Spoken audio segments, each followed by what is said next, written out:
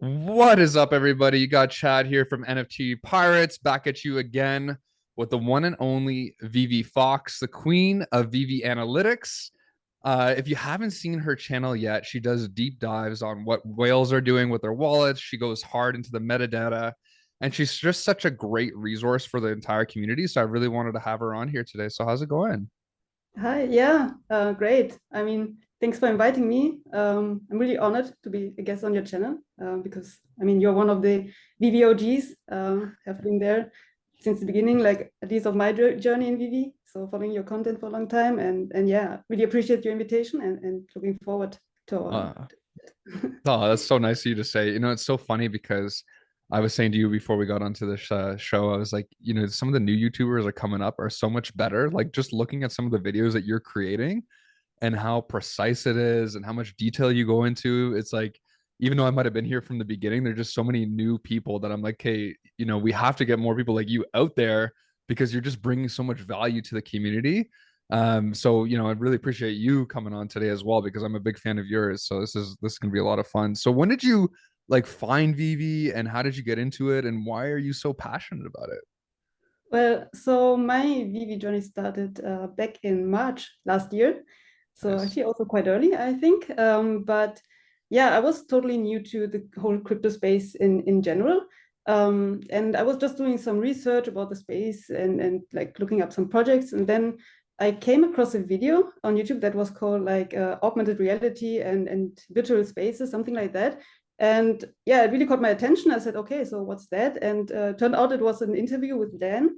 And he was kind of talking about Akomi and this project Vivi and their vision for the metaverse and yeah, how augmented reality will become like a big thing in the future. And I said like, wow, okay, this sounds really interesting. And then of course he went into the story of how they like have Alfred Kahn on their team and how he brought Pokemon to like basically to the West. So yeah, I really was like, okay, so yeah, I have to do more research on that project. And yeah, what I found out was really amazing. So then I saw, okay, so they have this token, OMI token attached to it. And I looked it up and I said, oh, well, it didn't really have a pump yet. So a lot of altcoins and projects that I looked up at that time really had like their first initial kind of pump because it was like the start of the bull phase. And yeah, so I said, oh, well, maybe I'm still early here. And I think it was still like the same day, a couple of hours later, that I bought my first OMI. Oh, So wow. like I really don't like this is where I say like yeah, people saying that it's really hard to buy OMI. And for me, I'm like a completely noob for crypto. I kind of managed in a few hours to set up a wallet like it was Ascendex, like before it was BitMEX, and buy my first OMI. So yeah. Wow. And do you have like a data background? Because that's a hard thing to do to just go in and learn cryptocurrency quickly like that. Yeah, I'm a data analyst. So I did a master's Okay. degree in big data analytics and also machine learning. So I do know some programming, and so maybe I'm more comfortable with it. Yeah. Okay, so this makes a lot more sense because I was like, for somebody to figure it out that quickly, and this is also, I think, a reason why your videos are so good. Now knowing that your background is that extensive, that gives a lot more insight. So, like I said, like we got somebody that's big machine learning, doing data analytics on the daily, that's now analyzing some of this VV stuff. So, definitely go give her a follow. So I mean, I guess since we're already on that topic, why is like metadata so important? Like why is this something that we've been waiting for? And are we getting enough in there that's actually substantial where like our assets are going to be like well tracked and have a lot of potency to it? Is that right? Yeah, I think like for me, it's a huge game changer now that we are getting like the metadata for our Yeah. collectibles. Because before, we could track everything that happened on Vivi. Like since the migration to Immutable X, it's really easy to track like all the transactions, all the transfers, like the minting, everything is on blockchain. But it's just like numbers. So you just see token IDs, which don't even match to kind of any information that we have on the Vivi app. So there were no images, so nothing. So everyone who's like comes from outside the VV community would maybe go and see or look VV up, but they wouldn't really find anything online that would attach that in an image to the token ID or collectible. So of course now that so before like it was normal that we had a lot of people funding the project and saying maybe they are not real NFTs or they're not on the blockchain and something like that because you weren't really able to see them on the blockchain. But now with the metadata coming, I mean, there will be no doubt anymore because everyone will be able to see them, not only like on the Mutabilix, but all the other platforms people are using, like Ravelbuild, Token Trove, like all these platforms where NFT investors go and like look for investment opportunities or anything like that. We will have like we will see our thoughts, our partner statue, and all that, and the comics. So I think it's a huge milestone for Vivi. Wow, incredible. And one thing that I'm still confused about is like everyone's talking about GoChain. And I remember like for instance, like somebody was saying like for Todd, it was like had its drop date that was in the metadata and then the mint date. But there was no necessary like there was no more information on necessarily like the drop date on Vivi or what that meant. And like, is it possible for still like maybe the GoChain data to be like embedded within IMX, like as something where somebody can click it and like find out more information? Or is it just like kind of, somewhere else in the metaverse that we'll never find out, I think it's definitely a really difficult topic, Yeah. especially because like blockchain technology itself is so like new. And I mean, even to get Mhm. like two blockchains, like two different blockchains to like integrate and with each other, you need these bridges and all that. So, and I'm really not an expert on blockchain technology Yeah. whatsoever, so I'm really not like super familiar with that. So yeah, I think it's like in technological terms, it's really difficult to make these kind of connections. So yeah, I don't know if like maybe in the future this will become easier. The only thing that I see is because GoChain is not like a really like flourishing blockchain. It's not like Right. Solana or like any other of those blockchains that are really like kind of growing. So I don't know if anyone will see like any value in creating like a bridge or something to really kind of make that connection. So Right. Like you said, I like that, but it potentially what could happen, right? Eventually, maybe we'll see. Yeah. Very cool. And then, one thing that I've always pondered about is like on Vivi, we have the actual mint number or the edition number, depends on how what people like. And then does that correspond directly to the actual mint number on the blockchain? Like I because there's a few moving parts. There's like the mint number that you get on Vivi, then there's like the mint number on the blockchain, and then there's like the token ID, which I know you explained so eloquently in your last video, which can go up to over 7 million now. So there's just like a lot of moving parts. I guess like for a new person kind of like coming in, even for me to kind of understand that better, is there any kind of I guess tips or strategies on like what this terminology is, and then also if these all line up or what that even means? yeah, I think the problem here is also that Vivi has kind of its own like ecosystem and their own marketplace. Um, Right. so that's why I think all the confusion and the different like mint numbers, edition numbers, token IDs, uh, how it comes to play. So the token ID is what we see on the blockchain, and this is what the token ID that Immutable assigns to that token. So this will always be like the unique identifier of that like NFT, the Right. token ID. And then the edition numbers, because we know that edition number is not unique because you can have an number 41 top, but you can also have like another number 41, um, like yeah, Like another um, collectible, right? Yeah. collectible. Yeah. So DeLorean or whatsoever. So these are like just the mint numbers on Vivi. And then of course the question is like, I think what most people are interested in is like if it's sequential, like if really like the mint number one on Vivi is like the first of that collection or series Mm, on the blockchain. And as far as we've seen like on the blockchain, that's not the case. So right. um, because and I think that happened because Vivi took the like decision that they were assigning mint numbers randomly to make it more fair. Mm, So that's how like you can't really give mint number one to the first minted because I got you. yeah. So that's interesting. And I think we had a conversation about this before as well with a few other people. And it was like we were saying, like, well, if you have like 41, let's say on Vivi, but it's like number 1862 on the blockchain, then like what would people really think? Would like, 41 on the blockchain be more important than 1862 and Vivi? And I think the thing what we kind of concluded on was like the things that are forward facing. So if you're in Vivi and Vivi's mint number is being portrayed to everybody in the Vivi verse, then that to me, like even though you have blockchain backing it up, that to me would be the thing that's apparent in front of your face. But it is just kind of crazy to think like it's kind of too bad that it's not all sequential, because it's like if you actually get that 41, you get 41 on the blockchain too. So I hear you. And I remember we talked about that before as well. But another cool thing I wanted to pick your brain about is now with the metadata coming out too. And I know you've already been tracking some whales, but now like if somebody picks up like the number 82 or something of a new NFT, you can just go look that up on metadata and see who owns that, and then be able to see how many collectibles that person has. And so, do you think people will maybe be more confidential, especially some of these whales, and maybe like showing their mints or something? Maybe is this adding like a new layer of confidentiality from people that used to be more forward facing? Do you know what I mean? Like, is that going to shift the game as well, or have they always been trackable? Well, what we were able to track before was just like the amount of collectibles they were Mm, collecting, and maybe kind of which collection, but not like down to the rarity or the mint number. So the only thing that I was able to do is like I knew this token was minted that date, so I could look up like the drop that happened that date. So I knew, okay, so this token ID is from that collection. But I didn't know like neither the rarity nor like the mint number. So I guess now we could really go into the whales and like group them into those that really collect like low mint numbers, or really yes, or certain rarities of wow. collectibles.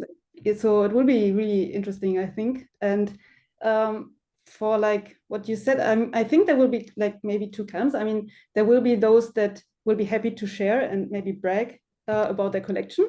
Right. And then there will be those that want to stay anonymous. And it's also something I talked about in my video, that this is something that I think will be very difficult to keep this kind of like to Yeah. stay anonymous, especially as a whale, because everyone will want to track those whale wallets, I guess. Wow. Yeah, it's just changing the game big Yeah. time, right? And when you're tracking these whale wallets, like what are they up to right now? Like, are they been at a standstill? Have they been accumulating? Have they been buying more than they bought before? Like, what are these whales doing? Like, because I know you're, So yeah. yeah. So that's actually something that I'm like, I don't really track like since recently the prices on Vivi that much. I also not that like really into, okay, I do look the trade volume and all that. It has been quite stable, but the whales is actually something that I really like to look at every day, because I think it really does give a good image on yeah, I mean, what is happening on Vivi, and like also the sentiment. And like I see them accumulating like for the whole time I've been tracking them, and since I started they have been like accumulating and accumulating a lot. So I track like Wow. the top 100 wallets, and of those 100 wallets I only see like at most 10, but mostly less than 10 that maybe have like a negative accumulation, so that they what they bought minus what they sold is negative, so they sold more than they bought. But like, Wow. so 99, like 90% of those wallets they keep stacking. So I think that's something super yeah, to be That's a good super, sign. yeah, And I think definitely. to simplify this for the community, it's like, we'll follow the whales. Like, obviously, they have the means to buy a lot of these NFTs, and they've probably been successful in their past purchases and their past, investments. So it's like if you're seeing them collect all this stuff, like if 90% of whales are stacking and accumulating, and obviously they have tons of money, unless they just were given a trust fund by their family, they've probably been made some good moves in life. So it's just like interesting to see that a lot of these people are still, out there to win it. And I think we have like the same feeling as like I was saying to people is like right now is almost an opportunity if you're convicted and you believe in the future of this space, rather than it being something that's like a negative. And if you are accumulating now, there's a high chance that when the next bull run happens, especially if you're stacking the right things, that you might have a pretty good ROI. But I've got a feeling that you're not really, you're obviously in it to make money, but I feel like you actually really enjoy these NFTs as well. And I feel like just given your personality and, the fact that you're so analytical, like I feel like this is pretty cool for you as well, right? You're like, are you enjoying collecting, or what's like your main, Yeah, I think, yeah. yeah, the interesting thing is that I'm actually like, I haven't been a collector like ever before. Mhm. So back in the days I collected Pokemon cards, but like Nice. I mean, I think like everyone of our generation. Yeah. So but I was never like, especially also like Marvel and DC and all that, so I've never been really like following that so much. But Vivi kind of really turned me into a collector. you can say. I Yeah. think this happened to a lot of people. Like if I talk to people, especially also at Decon in London, like a lot of people that like Vivi made them like have fun collecting stuff. And also maybe in the beginning, you do it because you think about the potential like money or like see it as investment, but kind of the whole journey and interacting with the community and just watching this project and the whole like, yeah, family grow and go through these different phases.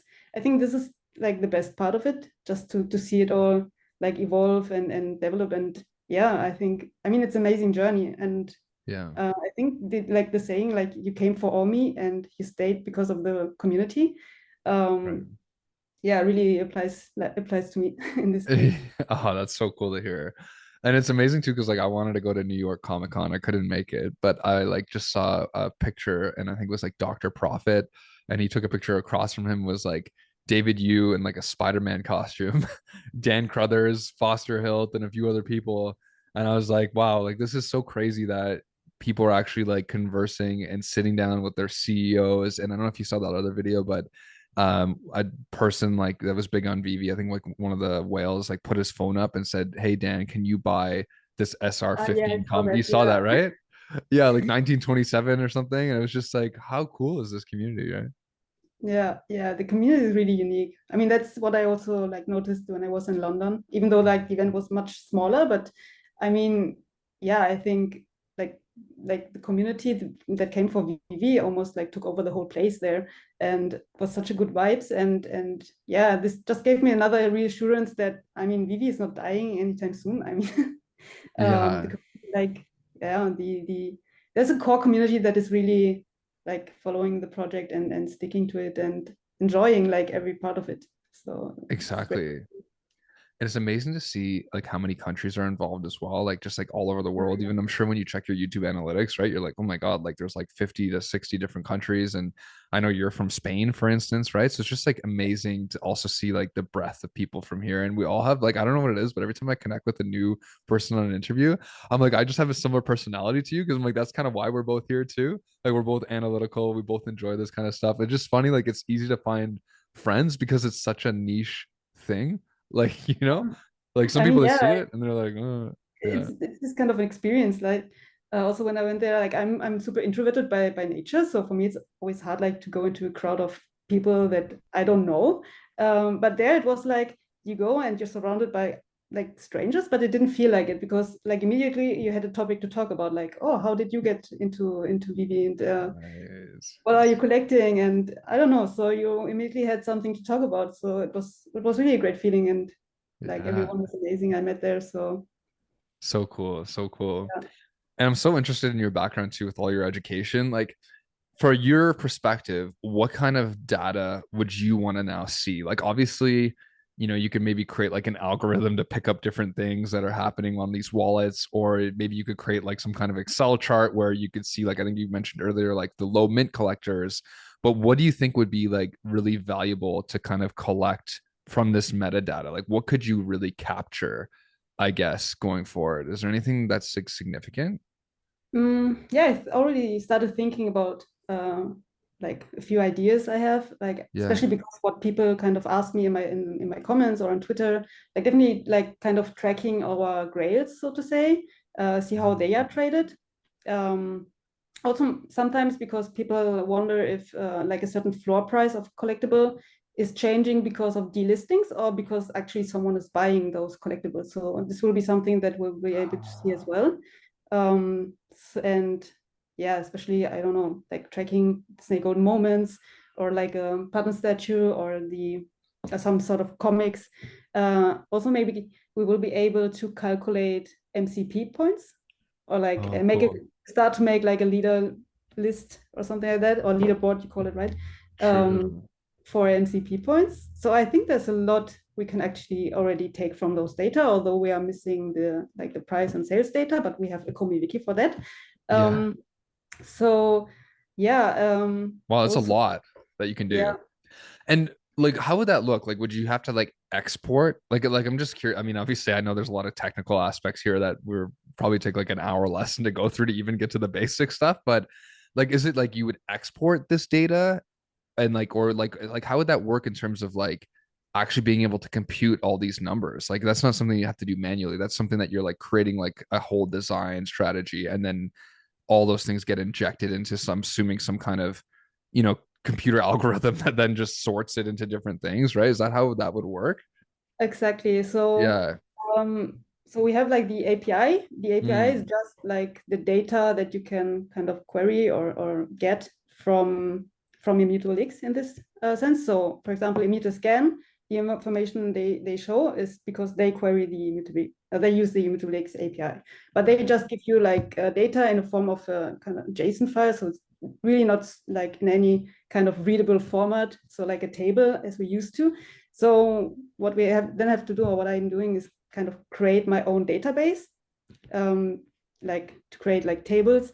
For example, I have all the transactions that ever happened on right. Immutable X stored in a table. So I'm kind of getting daily this data and fill my database. And then, of course, Wow. to kind of start mapping this stuff. So, okay, which user has which collectibles or what is being traded. I then have to think about, okay, so how do I have to kind of cross over these tables and yeah, kind of to build other tables that will give me this information. And it's Wow. also something that I'm kind of learning by doing, because yeah, my studies were data analysis and machine learning, but it's not like what I'm doing now is more data engineering. So Right. um, yeah, takes me maybe longer than someone who would be more experienced at it, but yeah, it's also interesting to learn uh, while Wow. doing.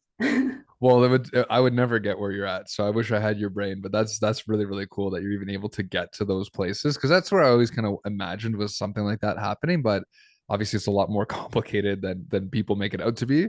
And one of the most interesting things that you said there was like the delisting, right? Because I remember way back, like when like Spider-Man hit 100K, I always thought to myself, did it actually hit 100K? And when was like the actual last sale? I think the highest sale that I remember seeing was like 70 something thousand, like 72,000 gems. But even though it hit 100K, like who's delisting? And then, you know, like it's just like these are the questions that I think will be so helpful, because I find, like, for instance, like with Walt, when I bought like a few Walts back in the day, like the action of it was so high. Like every time you list a Walt within an hour, it's getting sold. As like other collectibles, like I remember I bought like Harley Quinn Terry Dotson, the one that's limited to 750 editions from the red, black, and white series. As soon as I like was listing that, like I saw the floor, it was like really cheap, and I was like, oh, let me get one. But somebody was like manipulating the floor. So then they would like take it all to like 1.7K or something, and then have one down at like 600 or 700. And then all of a sudden, like an hour go by, they'd be all cheap again. You know, so it's like this is gonna be so helpful Yeah. to people, because I feel like there's so many gaps there where like people aren't able to make informed decisions, you know? So yeah, with the price manipulation is another thing. So what I thought about was kind of tracking like the distribution of a collectible. So we could actually see if a one wallet holds like a lot of supply of one collectible, so that he Mm. would be able to do this kind of price manipulation that we see sometimes, like the kind of like 20 of is listed at the same price. Oh, So they keep stacking like below that price, and then if they have enough, they just delist again. Um, that's so I think, crazy. yeah, to see. So then we could maybe do like kind of a risk score for a collectible to see, okay, so You're good. This is getting too good. That would be so crazy. Like, here's your risk analysis for this one. Like, see, this is what I wanted to do too with my channels. Eventually, I want to have like metrics to like analyze like collectibles. So, like, okay, popularity, is it tiered to the user base? You know, how many editions is it? Well, how scarce is it? What is the utility implications? And then with your thing, having like the risk factor, like there could be so many metrics that somebody can go in so calculated, like having done their homework with all us YouTubers with these different platforms and different opportunities, where, you know, somebody can then make a really like informed decision on what they're buying, right? Like that's so yeah, important. definitely. So because until now I've been like kind of collecting the data, but I really didn't have like get to the really fun part, to using like machine learning and algorithms and train like an algorithm to make predictions or something, or to create like an indicator like that, because for that you need a lot of data. Like for example, yeah, some sort of indicator that could kind of like estimate the sentiment on the market and predict if it will go up or down. You need a lot of data for that, to build an algorithm like that. But now we're collecting data, and yeah, it will be fun to kind of start with this kind of projects and experiment with that. So I'm really looking forward to that kind of stuff. Whoa. Yeah, you're blowing my mind up right now. I'm like, I'm just gonna work for you, whatever you're creating over there. That's so cool. Like 100%. That'd be amazing to be able to do that for people because like I said, there's so many times, like even I'll give you an example, like Powerpuff Series 1. Is that right? So that was like Donnie, him, Professor, and Bubbles, right? That one back in the day when I joined, well, you were around the same time as me, anyways. But I don't know if you remember, but like the people that bought it, it was like only available in China at the time for whatever reason. And so people were like stacking up on all of them there, and there's only 1,500 editions in total between all four of them.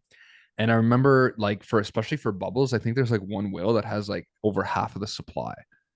And so like Bubbles was always super high and super hard to get. So I was just like, curious, like maybe you can, if you don't mind, maybe you could look into into that set for us and to see where they all reside because like I feel like it's a really iconic set because it's so old. But I just feel like there's just it's not quite well diversified between users, you know?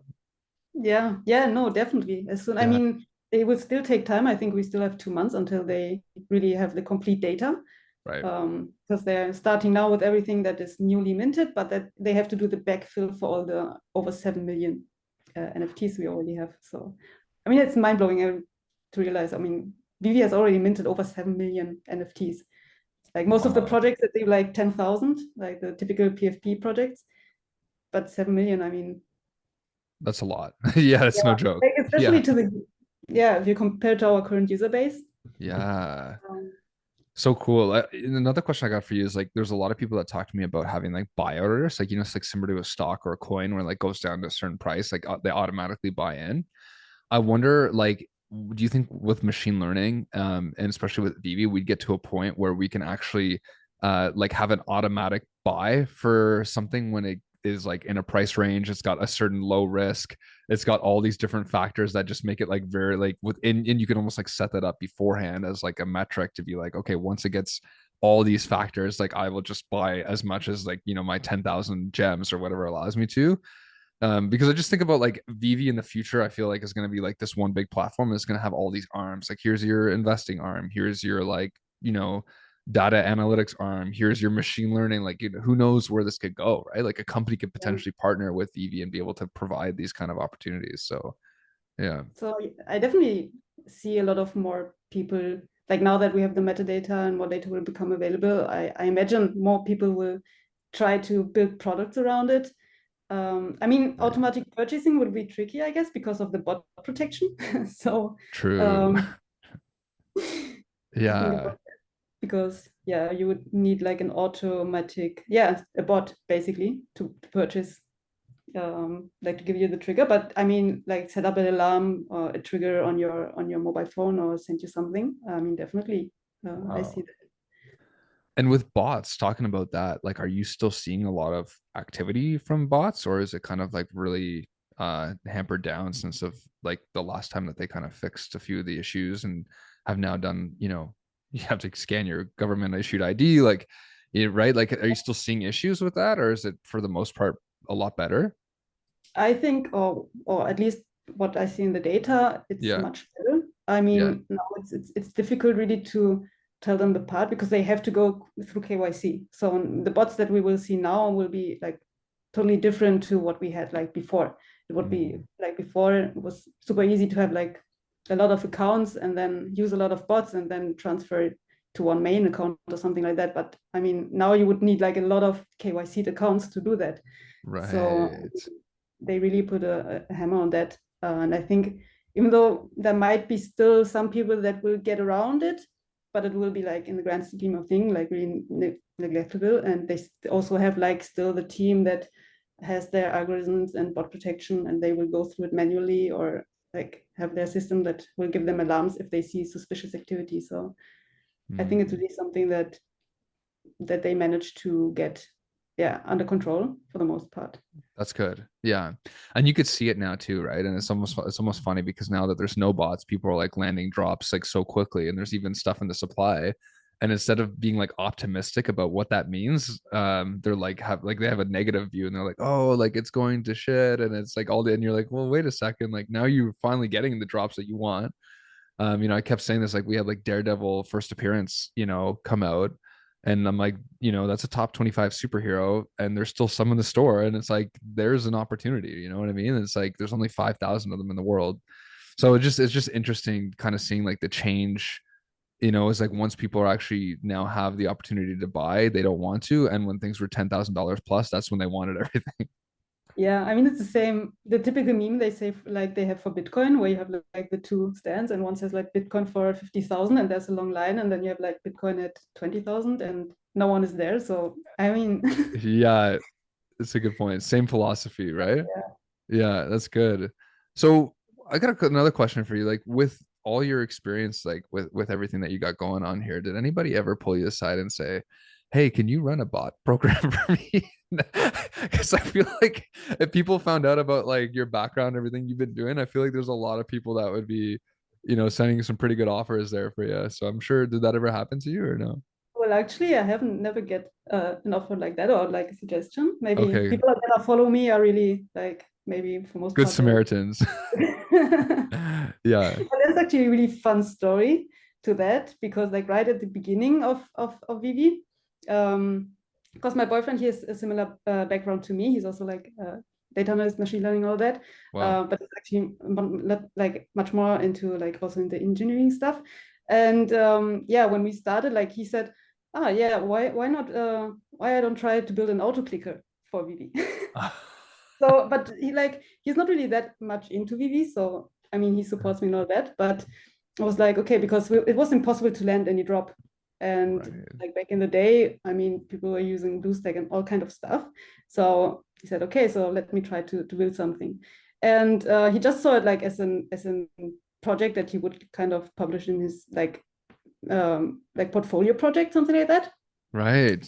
We built something, but it wasn't useful at all because we didn't land a drop with it. And so, but he had it like published on GitHub, which is kind of open source where you can share code and all that. And like months later, someone contacted him and said, like, there's someone using your code and built a bot of it and is selling the bot to users in Vivi, and we have like a big bot problem in Vivi. So could you please like do something about it? And so Wow. this was super hilarious. So of course, he took that code down. But yeah, I don't know how that person like sold the code because it was actually not really working that good. So I Wow. mean, it was an auto clicker, but like for us, like we didn't really land a drop with it. So That's and then so funny. yeah, and I said like, oh shit, like okay, so now they're going behind bots. Like we never had the intention to do anything bad, and it's Yeah. like okay, so your wallet is connected to that, but actually nothing happened. So he never got like banned or something on his account. I mean, we Yeah. tried it like 2 times, and then we saw okay, so it doesn't really work. But yeah, someone Yeah. was kind of using his code and selling it as a bot somewhere like months later. So yeah, it was a funny story. That's hilarious. Oh my God. And it's crazy how many people back in the day, and I'm obviously not going to give names, but a lot of people I knew like did really, really well for drops. And I think a lot of it was also because where they're situated around the towers, like the cell towers or whatever it was. Like I had one friend, he pretty much, I think he had he had four family members all going for drops, and he landed like two secret rare Spider-Mans out of four phones. Wow. Yeah. And so he was just like, because of where he was at. And I'm like if you're landing drops consistently on major IP, super important NFTs, like VV is a gold mine, right? It's like so it's hard like because I don't know if you know this, but I'm terrible at drops. Like I live up here in Canada, and okay, yeah, like I'm like just the worst. I'm literally got my first secret rare. I think it was like a month ago. I got like the She-Hulk secret rare or something, and I was like, Ah, but you got one. Like I still have yeah, to my first secret rare. yeah, I was like, oh my God, like this is real, like you know what I mean? When it was in my wallet, I was like, oh, this is actually real right now. But yeah, so it's just interesting because like I feel like there's a lot of people that have more advantages than others with the drop system. So it'd be nice to, like one thing I really was hoping to have is like a raffle system. So if, like we kind of like all like even with the artwork. So one thing that confused me was just like blind bidding, like the one of one art pieces with Dr. Profit and stuff that usually gets them. And then I find out, like, I always thought it was going to be like a raffle system. So you can buy like 250 raffles for, let's say, $250. And then you just have like a certain amount of chances, you know what I mean? With your name on it, similar to like anything like a lottery. And then that person wins the art piece, right? Do you think, I think they mentioned like that system like that's going to happen? Am I not wrong? Yeah, I think I heard something like I think it was even at a DesignerCon in London there where then where David talked about it, about a system like that. Right. I don't know if it would be one-on-ones, but like really super limited artwork as well, maybe one of 10 or something like that.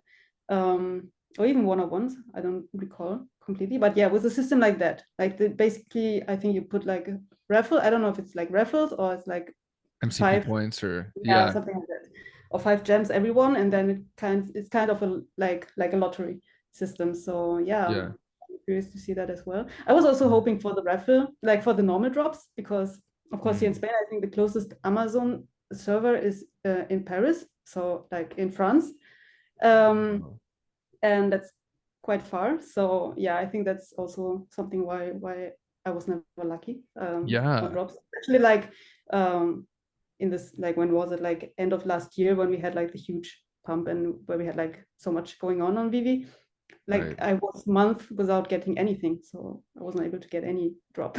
It's the worst. It's the worst feeling. Yeah, Yeah. I mean, it's hard to remember those times because now like the stuff doesn't sell out, and people are like, yeah, I will buy in the secondary. Yeah, it's Or don't crazy. even go for the drop, like it's a skip for me. And before it was like, oh my god, I won't be able to get anything, and like the frustration is yeah, kind of shifted like The only maybe thing a that's good is I sleep better at night now because I'm not scared that I'm like missing out on a pump or anything. Like before, like you never knew it was gonna happen. It was just like, oh, yeah. this went from 9 to 25,000 in one night. And if you weren't there, you missed it, right? Now it's like it's a little more calm, which is good. Um, and what are your YouTube analytics looking like? So I have 99% men that watch my channel. I have like 1% female. And Yeah, for me it's even worse. I think it was 100% man last time I checked. that's wild, right? So Yeah. like I just be like, because I know at the time, I don't know if you remember this, but Dan Crothers back in the day said like, oh, it's pretty even between males and females. But I would argue like it's probably like at least 90% men, right? Do you say for users? I mean, I was wondering about that because like everyone I talk to, like who says like who shares their YouTube statistics, like even Yeah. Wendy, Yeah. that he does a lot more content and even like not only covering Vivi but also like other projects, and it's a lot more like in the female community as well. But she as well said like it was like 90% male. So I think like okay, so what Uh, other females doing there? They're on Vivi, but they're not watching maybe like YouTube content, but right.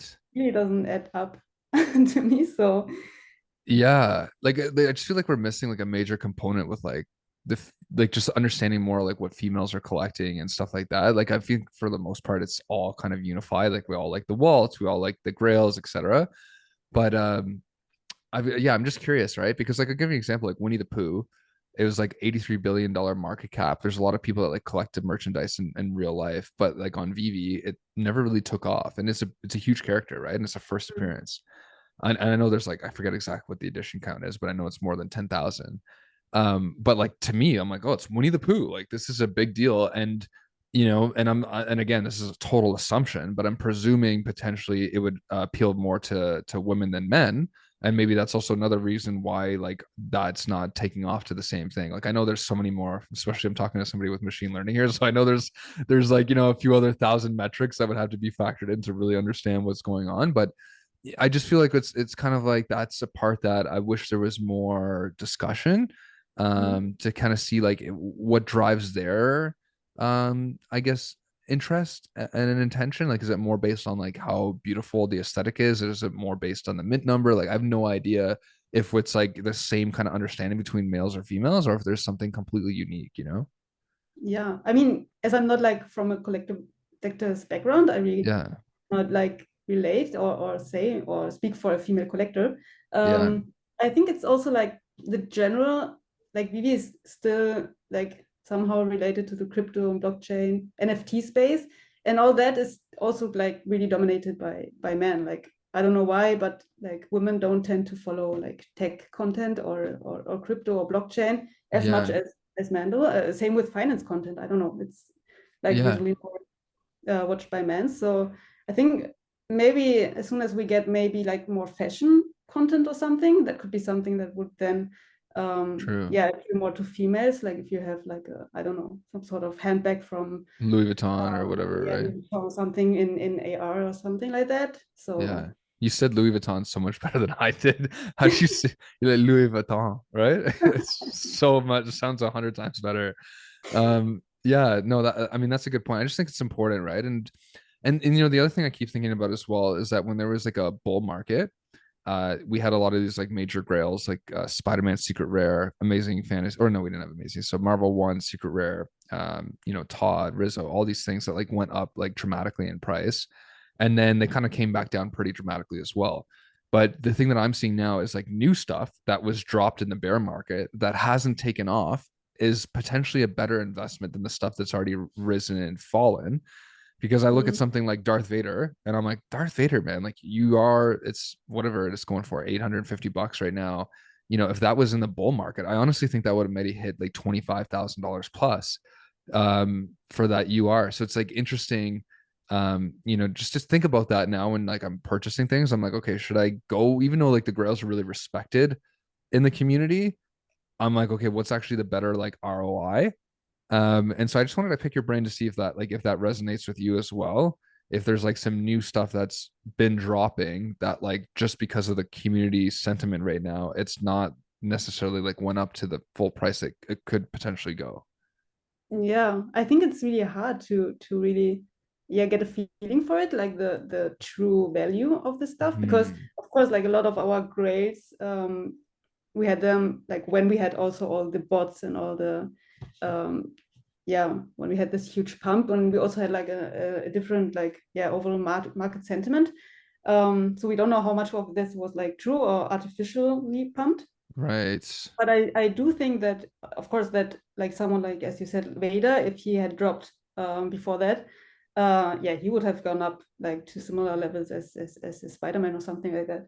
Um, so Right. yeah, I also see like potential in that. But I also think that we're now seeing that like we will get a lot of stuff on Vivi. I mean, they're not stopping and they won't stop anytime soon. We will only get more stuff, and not everything will be a grail. I mean, of course, like we often have discussions like everyone thinks the next thing is like the new grail or something like that. But yeah, it will become much more like you will have stuff that maybe goes up a bit in price, but then you will have like some key pieces that really like in the next bull run will kind of yeah pump again. But I think like in that I think David like always said that we will have much more kind of maybe communities for specific brands maybe. Right. So you won't be able to collect like everything anymore. I mean, back in the days, you always tried to go for every drop Mhm. and yeah, collect everything. Like even me, even though I wasn't really a Marvel fan or something like that. Um, but I think now, like with more brands and more like different types of collections, also like with the art stuff, like branching out. And also we have like there's a lot of stuff that you haven't seen yet, like anime, like music, like a lot of like sports. There's still a Right. lot that can come. And as soon as we get like the collectors on board for these kind of yeah branches, so then we will maybe see like some sports person can be great for someone, but like someone else doesn't really like care about it. In the same, Mhm. yeah. So I Such a think good point. I mean, like, yeah, what you're saying there makes perfect sense. Like right now, we've got all these like YouTubers and brands that are like general, like everything's just like, oh, Vivi. And in the yeah, future, it'll probably be like, oh, I just do like it'll be like Vivi Star Wars. And then within Star Wars to be another delineation, like, you know, Vivi New Hope Star Wars, like or something. And it's like talking about one movie, those characters from there. And it's like that's the thing that I'm starting to think about as well is like, okay, how am I going to get like social capital clout? Well, right now I can't because there's so many bigger whales that are better than me and have all this other stuff. So I'm like, okay, now if I go more niche, like let's say if I just focused in on Star Wars and specifically just in on Golden Moment Star Wars, like R2D2 and C3PO, and I had good mints of those, then people be like, oh yeah, Chad's like a Star Wars guy. Like this is what he does, right? But if I just have a little bit of everything, that I'm like really not sticking out in any particular way. And then I also probably have to have just more general knowledge on all of those things where I can really like hone in and like develop a really strong engaged community for like a specific brand or whatever. So I think like it's gonna be funny in the future because like we our brands may be like so general and big that like Mm. you'll have these new little purple coming up, and they'll be well to us, I guess, but to them it'll be, so I'm just it's just interesting, right? Yeah. Yeah, I Yeah. mean, I think it's something that we maybe don't yeah consider so much, but for me, I think at some point, like now is everything like VV NFTs. Do you know VV NFTs? And yeah, and as you said, like Yeah. at some point it will maybe it won't be like, oh, I'm collecting VV NFTs, but I'm collecting Star Wars NFTs and I buy them on Vivi. So Vivi will much more become like a marketplace for Exactly. NFTs and brands and licenses, but not so much like, so these are VV NFTs. So it's just like, oh, I collect Disney NFTs, and someone will say, oh, and where do you get them? So on Vivi, it will just be one marketplace, like on Yeah, OpenSea. yeah. So you don't see like people doing YouTube content like on I'm an OpenSea NFT collector, but Yeah, that's such a good point. That's crazy that there's like that's such a good point you make, because right now we're talking about Vivi for the most of the part, and like their leadership and everything. As in the future, like people won't even think about Vivi. They don't even maybe know who Dan or Crothers is as an example, and just be talking about their Star Wars NFTs and like, So that's such a good point. It shows you how small we are currently, right? When we're like talking about like everything almost under the sun. Yeah, it's so yeah. crazy. Yeah. So what's And your also, take I on, think like, yeah. yeah. No, Sorry. go for it. I don't, you probably No, got a that I better can thing. imagine like the MCP program, that it will also be like or encourage or like take into consideration like the different IPs and brands. So you maybe be on the leaderboard, and not like there will be one leaderboard for Vivi, but like a leaderboard for Disney, a leaderboard for DC, Mhm. and for comics, or for special mint numbers, like you get a badge or something like that. So I love I also that. see that happening. Yeah. Yeah, I think I talked about that with Foster as well. We had the same thinking. Like, how cool would that be? Like you said, to be able to have all, or like who has like the special mints, like who has the 1977, and maybe you're glorified for that. I was always hoping that Vivi would, like, once you got like a really cool mint, like let's say like you go on a drop and you land like a really special mint. So let's just go like, I don't know, like the 1977 R2D2. Let's say you landed that on the drop, and then all of a sudden you get like a special like glow up message that's like you've landed like the most pot like special mint you can land. This is when Star Wars was created, and they have like a description for you. And then maybe in the metadata, like that would also be reflected, like this person is the owner of, like, you know what I mean? Like that would be just so Yeah. cool. And Vivi, if you're listening, I think we could probably work together on this, Vevefox, and like create a whole list of these like special mints. And but like that would be a dream job to go in and like just like for everything that's significant for a certain NFT, you just go in and you like make it like special. So when people buy it, it's not just like them interpreting what it means. It's like Vivi's actually officially acknowledged that that also is an Mhm. extra like a really special mint. You know what I mean? Like that'd Yeah. just be so cool. I mean, I see like in the future people doing that, especially like especially if you're an expert on a specific brand or IP. Like if you know Yeah. any like every dates when Star Wars movies came out or something like that, or a date a certain comic came out, then yeah, you could like kind of create a list and make it public for everyone to use. So Yeah. Are you a low mint collector? Like what is your collecting strategy? I don't really have a strategy, Yeah. really. So I kind of like before I just tried to get what I was able to get. Yeah. um, but I think more recently I started like at one point I thought, yeah, okay, maybe the MCP is not meant for me. I won't get any like really far there. I mean, I have a limited budget and all that. Yeah. So I just try to pivot to more like key pieces that I feel like some attachment to or something, or that I really want to have. So and then do some trades to get to it, because as I said, like my budget is kind of limited, so I do put like a bit of money into it each month. But like to make a purchase, like for example, two of my last purchases were really like the not the R2D2, but the C3PO, because I had the R2D2 and I wanted to complete Mhm. that set. So I kind of had to shuffle around, make some trades to go and afford like the C3PO. So that was one set I wanted to complete, and I completed it. And the last one was the Dragon Girl, gold and silver. So Sweet. the ultra rare. And yeah, so I'm kind of looking for key pieces, or something that I think will remind me of, because that was like the last drop from the first season, and I really like that as well. It was one of the first art pieces, and I really like the design. So I said like, okay, I really want to have this set, because I really like it, and It's important. so yeah.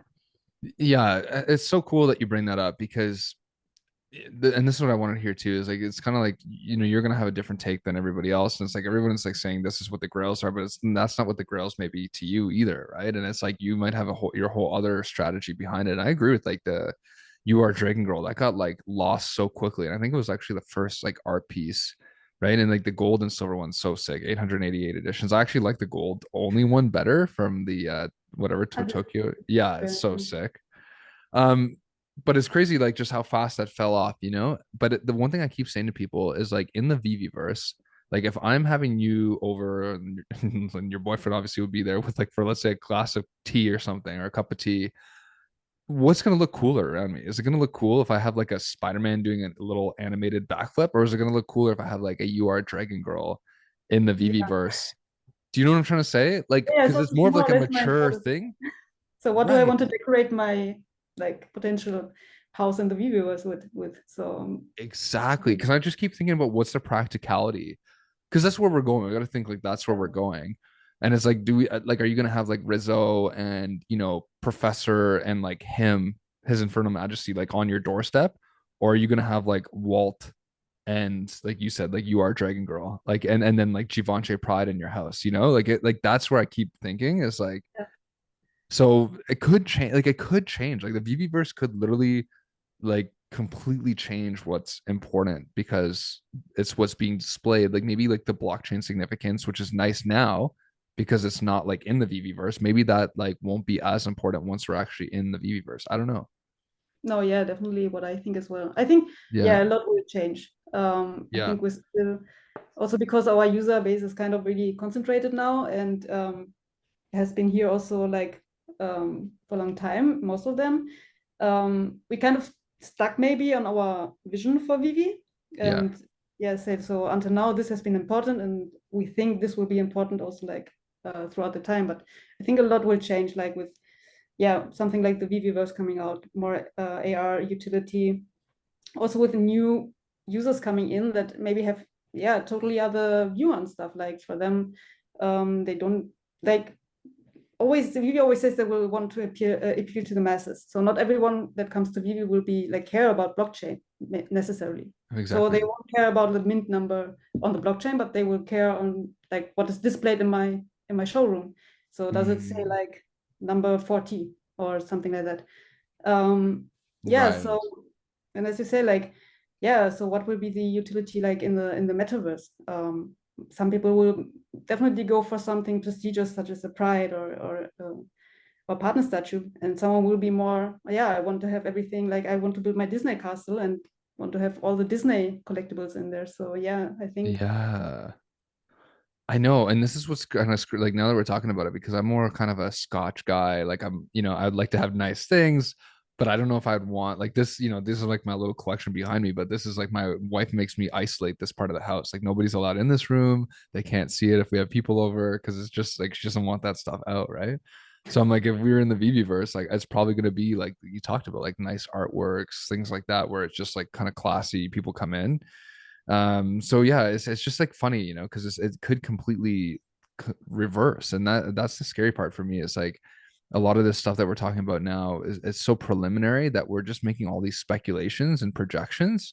But a lot of people present it as fact, and I think that's dangerous. And I've been saying that to a lot of people is like did not, and then that's like what Reese said it from the beginning, just said like collect what you love, because that's what's going to be important at the end of the day, right? yeah, I think that's Yeah. still the best advice you can give anyone new. And Right. I mean, of course, you can always speculate about some pieces, maybe gain a lot of value. But I mean, it's like when we were young and collected Pokemon cards, like who would have known that a certain trainer card would be valuable like nowadays? I mean, Exactly. It's so true. Even like VHS tapes and like all these things that I'm seeing are going for like hundreds of thousands of yeah, dollars. I I'm like, mean, what? Yeah. something that at some point your mom just like threw out into the bin because it was like old and no one used it anymore. And now, Yeah. Yeah. And that's the thing too, is like if we're in the VV verse and I've got like the number like 47 mint displayed on something like really like nice, there'll only be a few people that like really respect that, because some people might not even know what that means, because it's a pretty technical thing. Like I think it's just I'm so VV brainwashed that we're all in this and we all know it so well that when you're talking about it, you don't realize that it's like a foreign language for like 99.9% of the population, right? Yeah. It really Yeah, is.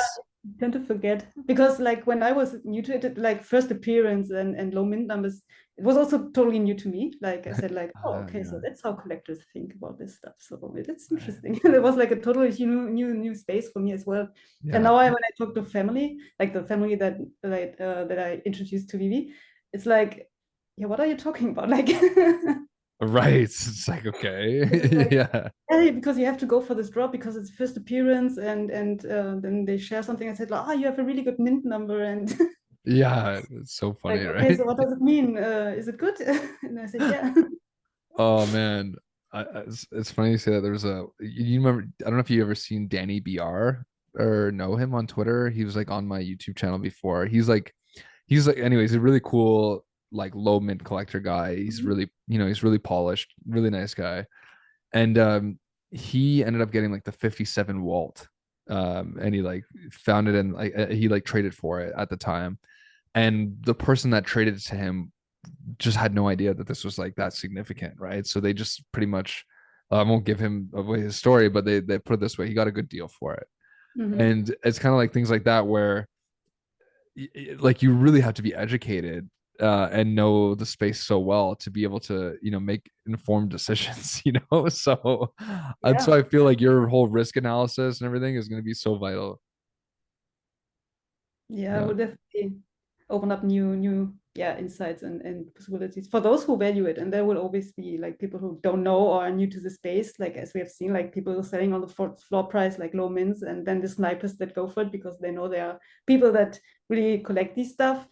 Yeah, And yeah, I think that's the fun part of it as well, right? So it is. Yeah, and it's just going to get better and better, right? So before you take off, anything that you think is really valuable for the community to know that maybe we haven't talked about yet? phew, um I know I put you on the spot there too. Yeah. like in terms of the data or in terms of Yeah, maybe in terms of like data, or like, yeah, like maybe like what's to come, or like the security maybe of the metadata and what that means, like anything that you think is like kind of like yeah. very, yeah, more maybe something that I didn't ask you, or like something that's just valuable that you think the community would know, should know, sorry. Yeah, I think I touched on it like briefly that it will be very hard for everyone to stay anonymous on Vivi. Yeah. Maybe only if you put your profile really in private and don't share anything on social media, then maybe you will get away with like not being able to be identified with a certain wallet. But Mhm. just think about like everything you have ever shared, like your what you're sharing, like the collectibles you're sharing on your profile, like everyone, like you will be able to go on a Mutascan and look for that collectible, find the wallet, look what else does this wallet hold. Like someone who's tracking transfers like me, I will be able to see like, okay, so how has he traded? Has he done any like suspicious activity? Has this Right. person done any like pump and dump with followers or something like that? So you really want to think twice if you're doing something like thinking about doing something like yeah, bad for the community or something like that, price manipulation or that. And yeah, if you want to stay anonymous, you really have to take your precautions for that, because otherwise, yeah, um, you will That's be identified. Yeah. that's super important. So you don't want to get exposed, folks. And I think there's a few whales that like to like send me some of their like sexy mints and stuff, which is pretty sweet. But I know like some of them want to keep private, so it's probably a good thing for them too, just to kind of rethink that. So listen, honestly, it was an amazing conversation.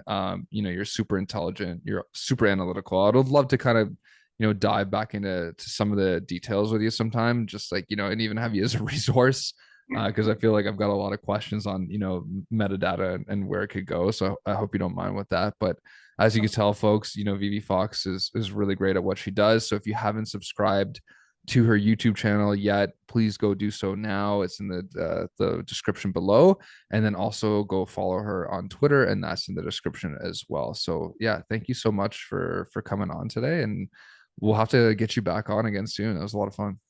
Yeah, thank you. I had a lot of fun as well. Yeah, I hope Really it wasn't too nerve exciting. wracking. I feel, yeah, you did great. So it was a lot of fun. Awesome. Nice seeing you.